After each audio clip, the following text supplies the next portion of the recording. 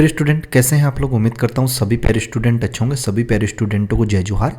तो finally students बात करेंगे अपन इस वीडियो में आपके प्रोजेक्ट कार्य अर्धवार्षिक आकलन 2025-26 और कक्षा यहाँ पे आपकी 7वीं।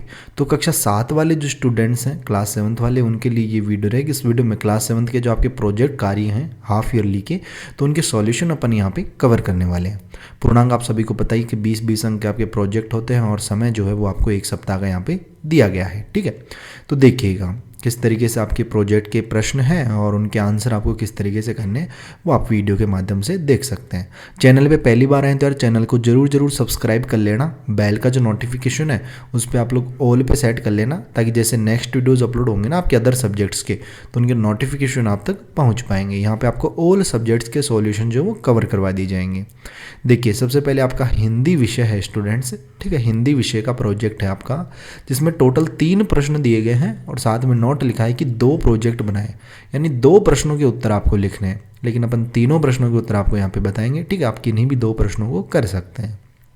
देखिएगा पहला प्रश्न है आपका, क्या, क्यों, कैसे, कब, कहाँ का प्रयोग करते हुए वाक्यों का निर्माण कीजिए। ठीक है, तो देखिएगा इस प्रश्न का उत्तर कैसे लिखोगे आप लोग। तो देखिए स्टूडेंट्स, इस प्रश्न का आंसर जो है ना वो यहाँ से नोट करना। ठीक है, जैसे पहला दे रखा था आपको क्या, तो इस क्या का यूज़ करके अपने को एक प्रश्न वाक्य बनाना था। ठीक है, तो इसका वाक्य हो जाएगा आपका नाम क्या है। तो आपका नाम क्या है, देखो क्या यूज़ हो गया ना यहाँ पे। क्यों, तो दूसरा है क्यों, तो देखो क्यों का वाक्य कैसे बनेगा कि आज आप इतने परेशान क्यों हैं। ठीक है, तो क्यों आ गया ना इसमें।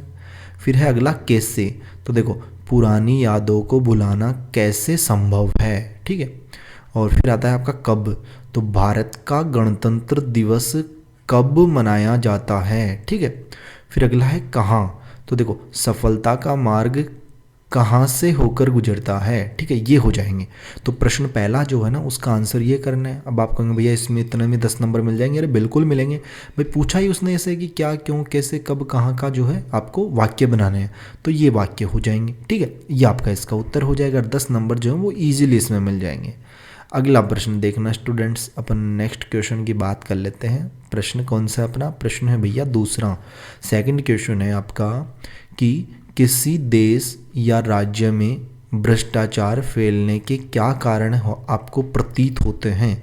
यानी कि कोई देश या फिर राज्य में जो भ्रष्टाचार फैलता है उसके क्या कारण होते हैं वो अपने को इसमें बताने हैं। ठीक है, तो देखिएगा इस प्रश्न का उत्तर। और प्रश्न मैंने पहले बोल दिया कि अगर चैनल पे पहली बार आए तो यार चैनल को आप लोग जरूर सब्सक्राइब कर लेना। अब जैसे आपकी वार्षिक परीक्षा होंगे तो वार्षिक परीक्षा के लिए जो प्रश्न हैं वो भी आपको इसी चैनल पे मिलेंगे। ठीक है, तो आप लोग चैनल को जरूर सब्सक्राइब करके रखें, बेल का जो नोटिफिकेशन है उस पर ऑल पे सेट कर लें।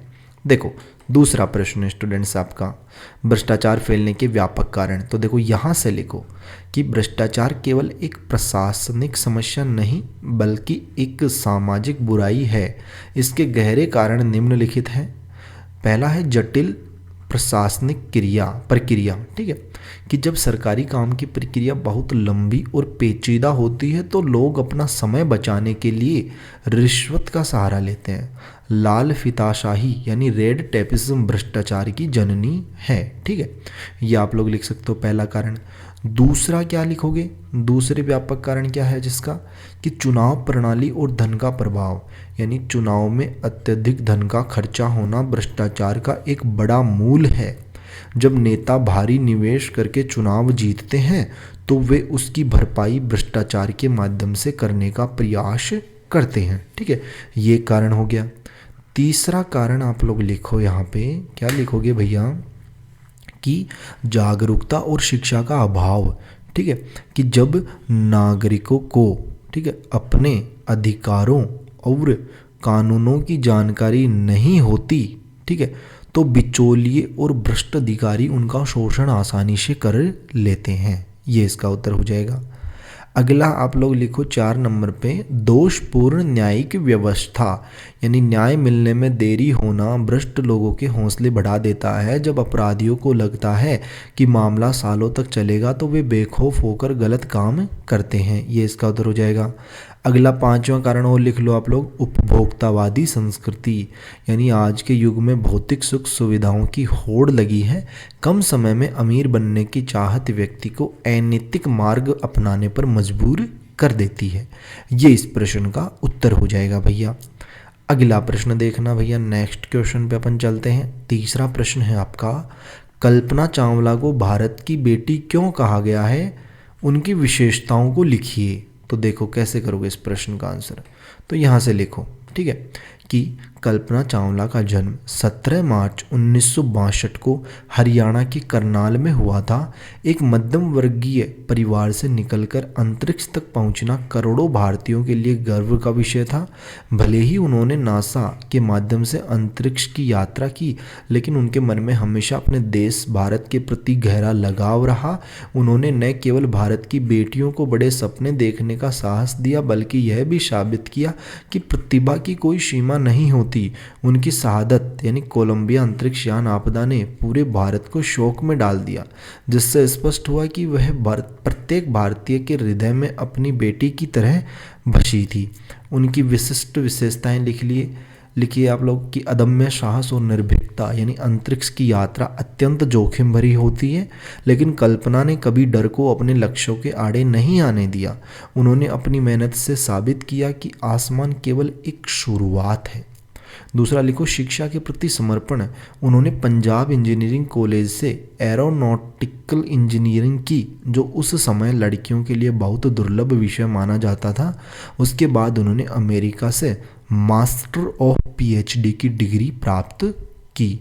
और अगला लिखो आप लोग, अगला यहाँ पे लिखो पॉइंट, प्रेरणा का स्रोत, यानी कि वह अंतरिक्ष से भी भारतीय छात्रों से संवाद करती थी।